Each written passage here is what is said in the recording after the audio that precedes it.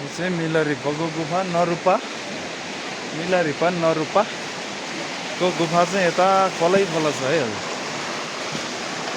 कतिपय त आइपुग्नु भएको छैन होला। यस्तो पहराको बिचमा यसरी यहाँ ठुलो खोला बगिरहेछ।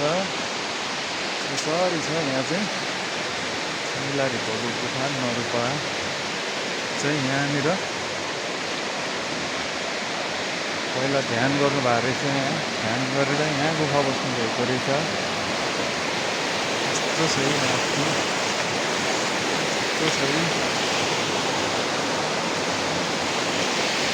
परबाट यस्तो छ। फेरि यहाँबाट यसरी चाहिँ यसरी आउनु भएपछि यहाँनिर यस्तो छ